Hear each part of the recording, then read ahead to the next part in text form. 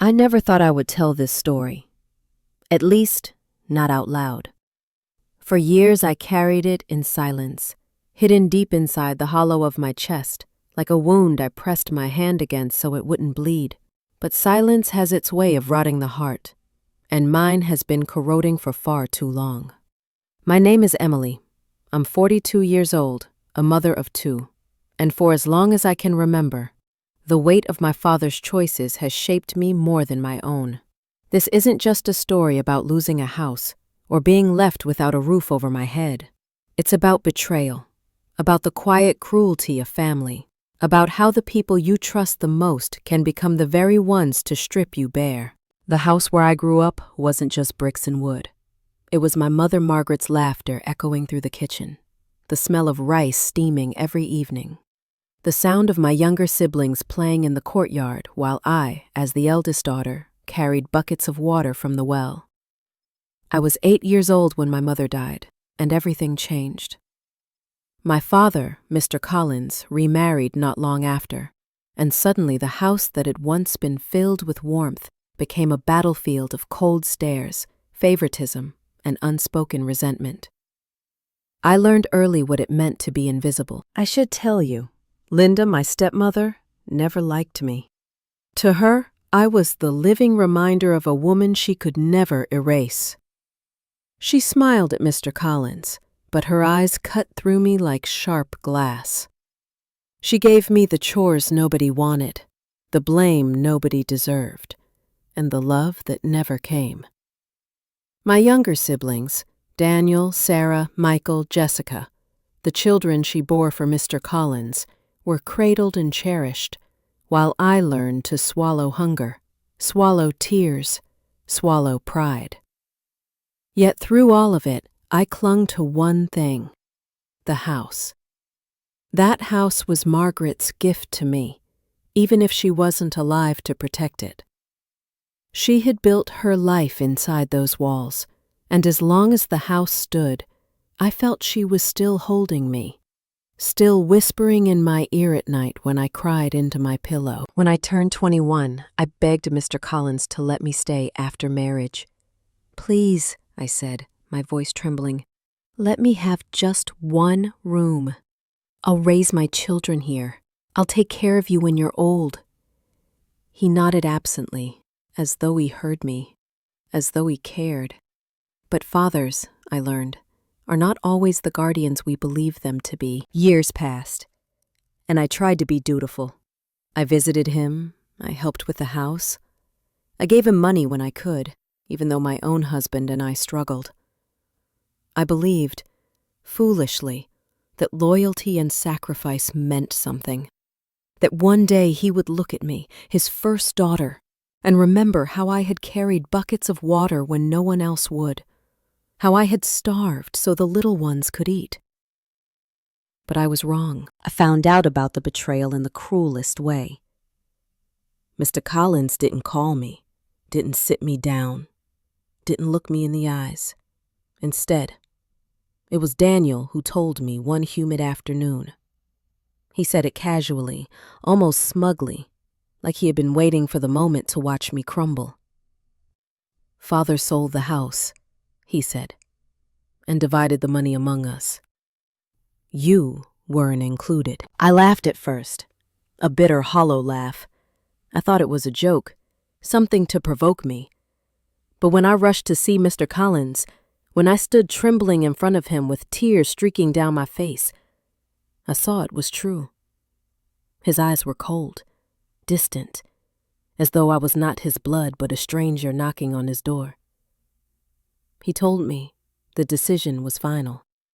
He said I already had a husband to provide for me, that the house was no longer mine to claim. I begged, I screamed, I reminded him of the promises he once made. But he turned away, and in that moment, something inside me broke. It wasn't just the loss of the house. It was the erasure of me, the deliberate carving out of my existence from the family I had bled for. They feasted on the inheritance while I was left with nothing, not even a chair to sit on, not even the right to walk through the front door without feeling like an intruder. I remember packing my few belongings into a bag, my children clinging to me, asking why we couldn't stay with Grandpa.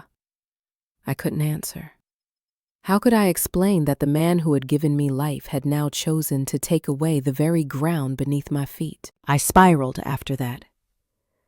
Poverty isn't just the lack of money.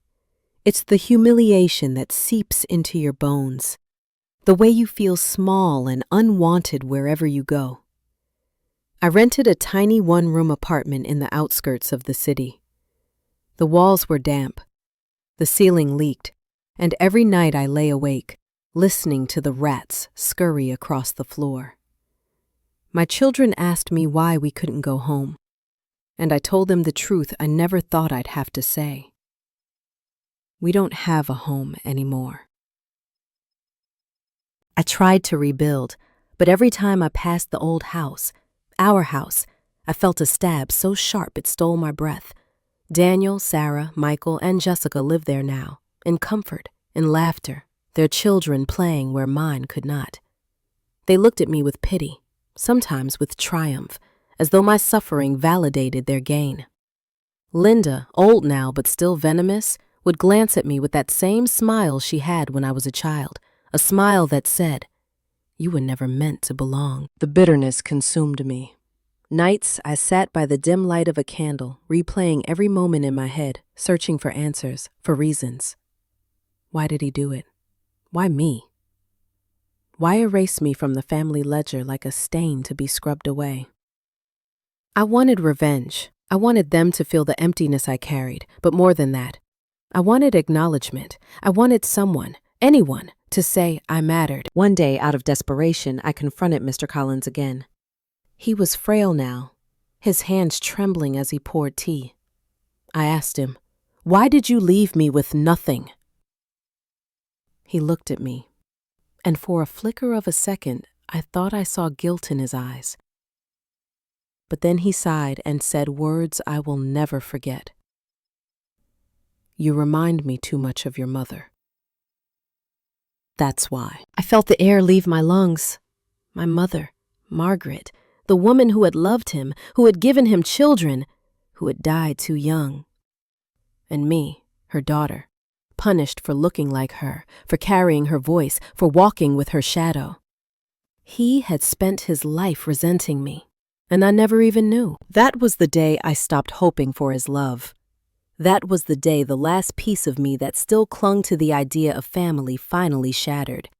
But the pain didn't disappear. It grew roots, deep entangled, feeding on my grief, my anger, my longing for justice.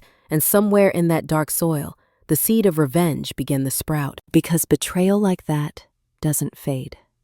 It doesn't dissolve into forgiveness. It lingers. It festers. Until one day it demands to be answered. And I knew, as surely as I knew the beat of my own heart, that one day, whether through words, actions, or fate itself, they would feel the weight of what they had done to me. I wish I could tell you that after that day I simply moved on, that I found peace in letting go, that I chose the path of forgiveness like so many people like to preach about. But the truth is, forgiveness was not in me, not then, maybe not ever. The wound was too raw, too deep, and every time I tried to cover it, something would tear it open again. I saw Mr. Collins sometimes, shuffling down the road with his cane, and all I felt was a mix of rage and sorrow so sharp it nearly knocked me to my knees. How could a father deny his own child shelter? How could he erase me from the very house where I had scrubbed floors until my fingers bled? My husband tried to comfort me, but he didn't understand. He had grown up in a family where parents divided everything equally, where children were embraced, not measured by bloodlines and favoritism. He told me, "Let it go. Build your own life. Don't live in their shadow." But how do you let go of your own blood? How do you erase the memory of your mother's laughter inside walls that no longer belong to you? My children bore the brunt of my pain. I worked 2 jobs to keep us afloat, cleaning houses during the day and sewing clothes late into the night. I wanted them to have a future brighter than mine. But every time I came home to our cramped apartment, every time I saw the water stains on the ceiling or felt the dampness of the floor beneath my feet, I thought of what had been stolen from us. That house could have been theirs, too. A place of stability, of belonging. Instead, they were growing up like exiles, carrying the shame of being the family's discarded branch. It was during one of those long, sleepless nights that I stumbled upon something. An old chest of Margaret's belongings that I had managed to save before leaving. Inside, I found letters. Letters Margaret had written to Mr. Collins when they were newly married, before life hardened them. She had poured her heart into those pages. Dreams of building a home together, promises of loyalty, even whispers of fear that he might one day replace her. Reading her words was like hearing her voice from beyond the grave, and in them, I discovered a truth I had never known. Margaret had bought that house, not Mr. Collins. She had worked alongside her parents, saving every coin, sacrificing her own comfort so that one day her children would have security. She wrote about how proud she was when they signed the deed, how she wanted to make sure her children would never have to wander without shelter. That house had been hers, her legacy to us, to me. I felt my hand shaking as I held the letters. Mr. Collins had sold something that was never truly his to give. He had erased not only me, but Margaret's love, her sacrifice, her memory. And suddenly my grief burned hotter than ever, transforming into something sharper, something dangerous. It wasn't just about me anymore. It was about her. About the woman who had died too young and whose voice had been silenced, not just by death, but by betrayal. From that day forward, I carried those letters like a weapon. I didn't yet know how I would use them, but I knew they were Margaret's voice, proof of a truth buried beneath years of lies. Time passed and Mr. Collins grew weaker. His stepchildren, the ones who had inherited the house and the money, Daniel, Sarah, Michael, Jessica, rarely visited him. They lived in comfort now, too busy with their own lives, and I watched from the outside the irony unfold. The man who had cast me aside for them was now left alone, abandoned, in the very house he had given away. I visited him once, not out of duty but curiosity. He was lying in bed, his body frail, his eyes dull. For a brief moment I almost felt pity, but then I remembered his words, "You remind me too much of your mother." And the pity curdled back into bitterness. He asked me for water, just water.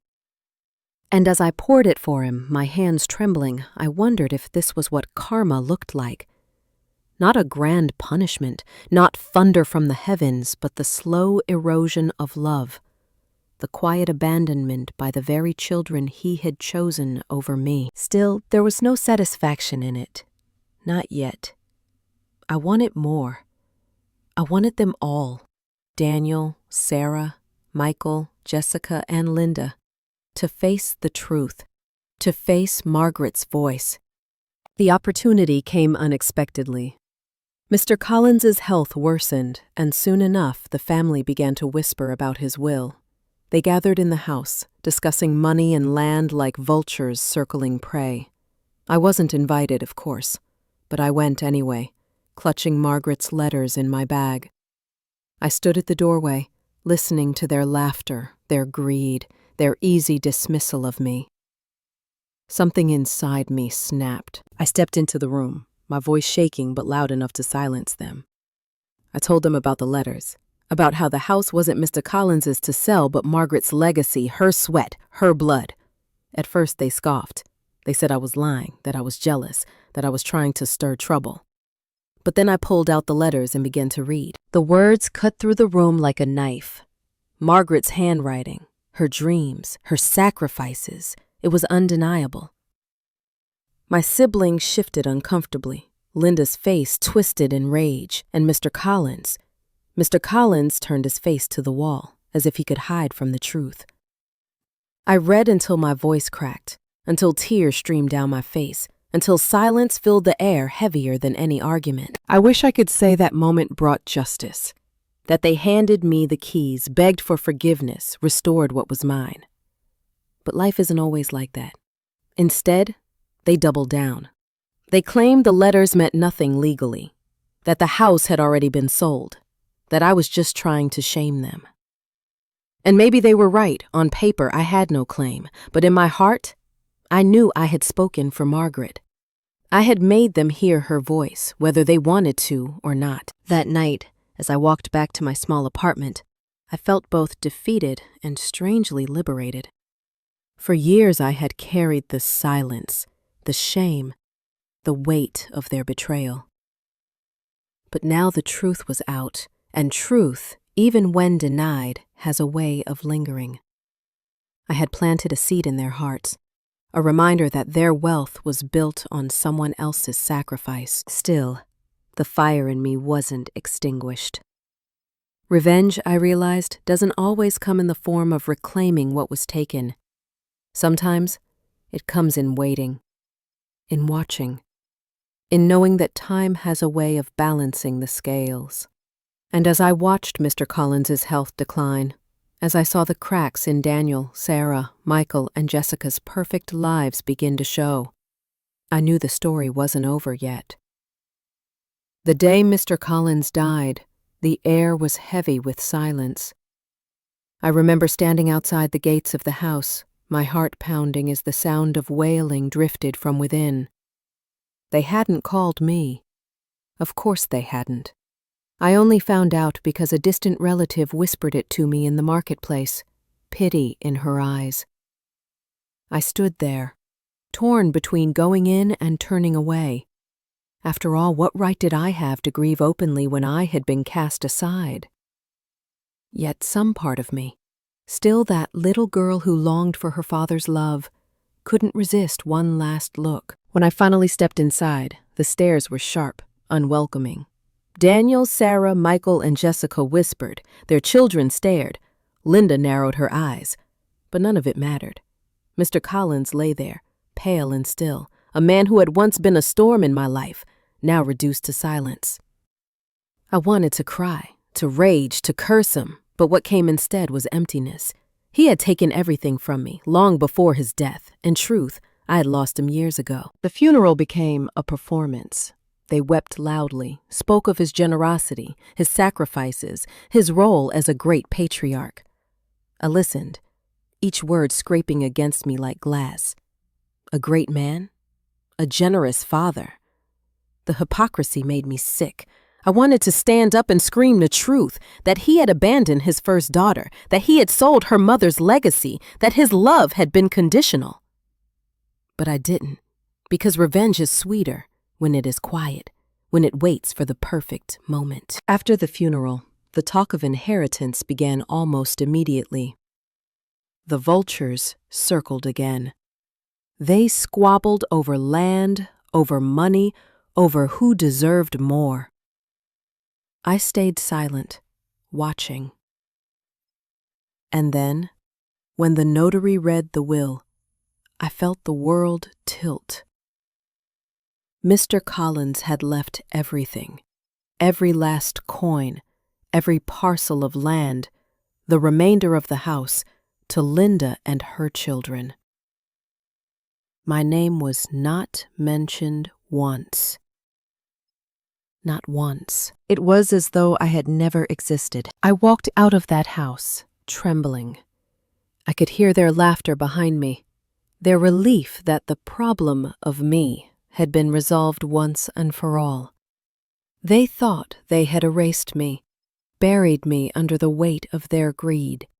But as I stood in the courtyard one last time, looking at the old walls that had once held Margaret's dreams, I made a silent vow. I would not disappear. Not like this. Life after his death was hard. I still worked tirelessly to keep my children fed, still battled the bitterness that ate at me daily. But there was also something else growing in me now. Determination. If Mr. Collins had chosen to erase me, I would carve my own name with my own hands.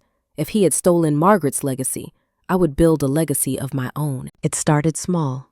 I took on extra sewing jobs, saved every coin, taught myself to make clothes not just for survival, but for beauty. Word spread. Neighbors began asking me to create dresses for weddings, uniforms for school children. Little by little, my work grew. My children watched me, and I told them, "We will not beg. We will not wait for anyone to give us what is ours. We will make it." But revenge still simmered in my veins, and fate, it seemed, was not done writing this story. One evening, a knock came at my door. It was Daniel, his face now pale and anxious. He said their lives were unraveling, that the money from the house had vanished quickly, spent on gambling, on luxuries, on endless quarrels. Linda had fallen ill, and the siblings were fighting bitterly over who should care for her. He asked me, the one they had erased, for help. I almost laughed in his face. The audacity of it. The family that had left me to rot, now standing at my door, begging. But then I saw the fear in his eyes, the desperation, and suddenly I understood. This was karma, not the kind you shout about, but the kind that arrives quietly, inexorably, balancing the scales. I didn't help him. I told him I had my own children to feed, my own burdens to carry. His eyes filled with shame, and he left without another word. That night, I lay awake, staring at the ceiling of my tiny apartment, and for the first time in years, I felt something close to peace. Not joy, not triumph, but a strange, quiet vindication. Still, the story didn't end there. Months later, I learned Linda had died.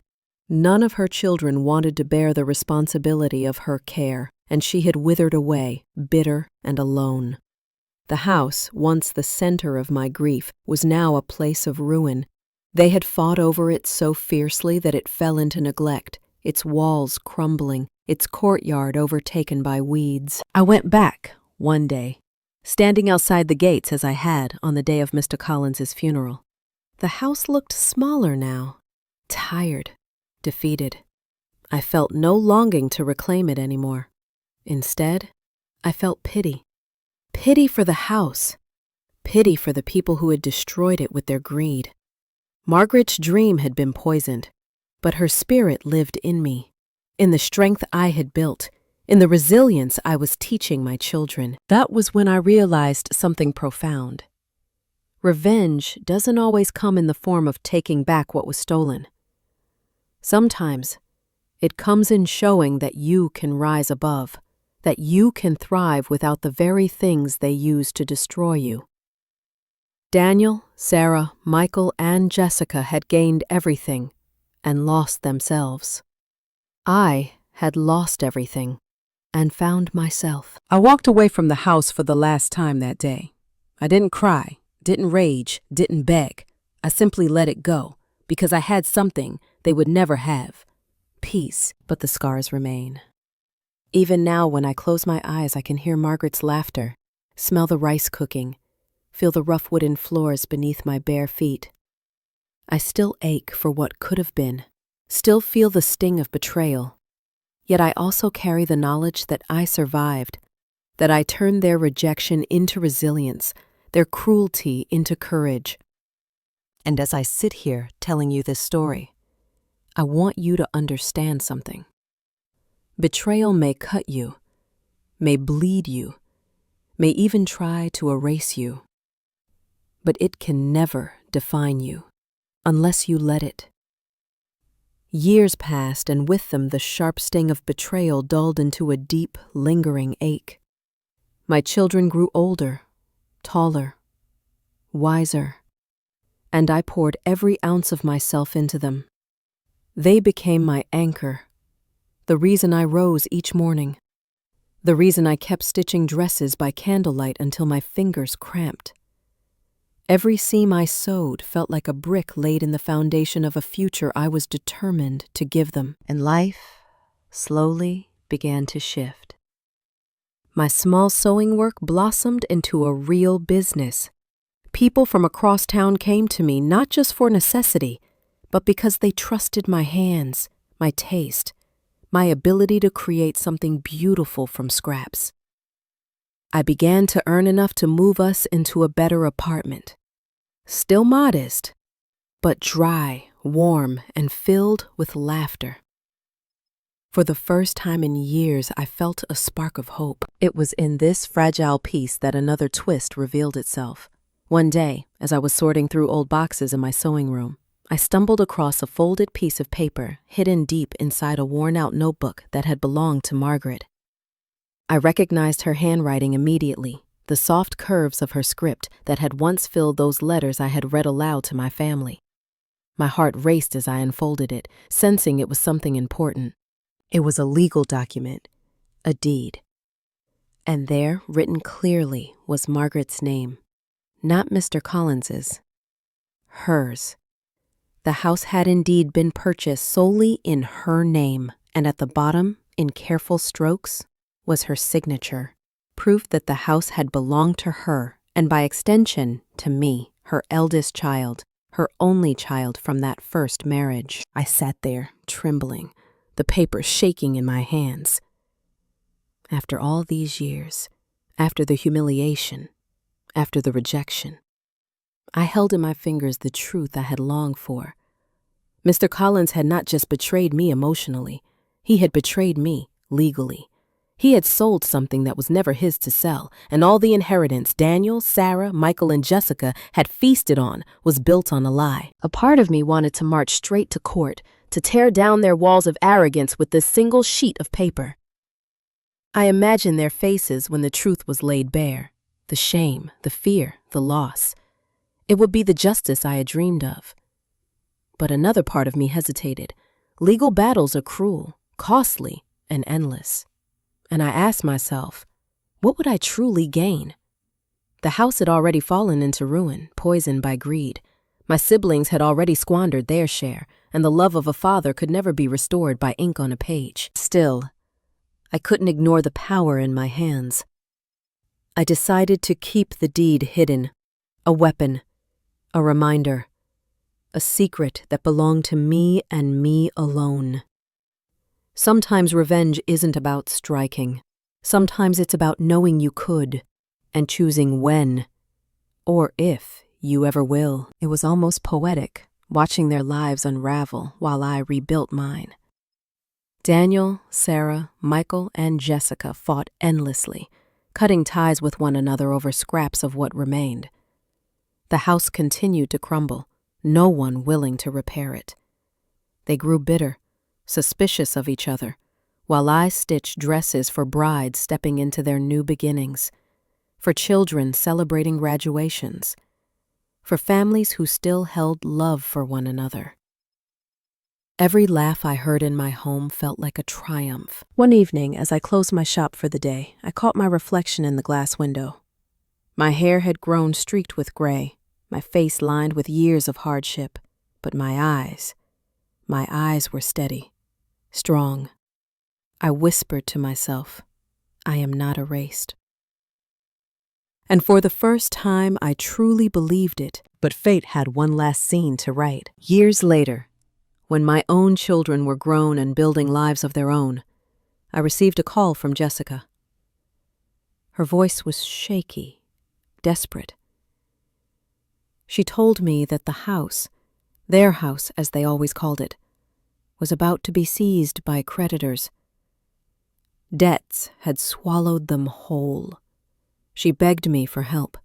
Me, the one they had discarded like trash. The one they had laughed at while sitting in the comfort of that stolen home. I held the phone to my ear, silent for a long moment. Then I told her calmly, that house was never yours to begin with. And I hung up. It was not cruelty that made me do it. It was clarity. For years I had been the one left begging, the one knocking on doors that never opened. Now I understood that some doors are better left shut. Not long after, I went back one last time to see the house. It stood lifeless, its windows broken, its courtyard overgrown with weeds. Children no longer played there. Laughter no longer filled its walls. The neighbors said it would soon be demolished, cleared to make way for new buildings. I stood at the gate, holding Margaret's deed in my hands, and felt a strange mix of grief and release. The house was gone, yes, But the truth was alive. And so was I. I burned the deed that night. Not in anger, but in peace. Watching the flames curl around the paper, I whispered a prayer to Margaret. They tried to erase me, Mama. But I am still here, and I will carry your strength in me until the end. In the end, revenge didn't come from tearing them down. It came from rising, from refusing to be destroyed, from building a life out of ashes. My children, now grown, often ask me how I survived, how I endured so much. And I tell them this: you cannot choose the family you are born into, but you can choose the legacy you leave behind. So I leave this story with you, whoever you are, listening. Betrayal may break you, but it can also shape you. Loss may hollow you, but it can also make space for new beginnings. And revenge? Sometimes it is not in what you take back, but in the life you build that no one can ever take away again. If my story touched something in your heart, please share it. Maybe someone out there needs to hear they're not alone in their pain. Don't forget to leave a comment. I would love to know your thoughts, your stories, your truths. And if you want to hear more of these raw, honest confessions, remember to like, share, and subscribe.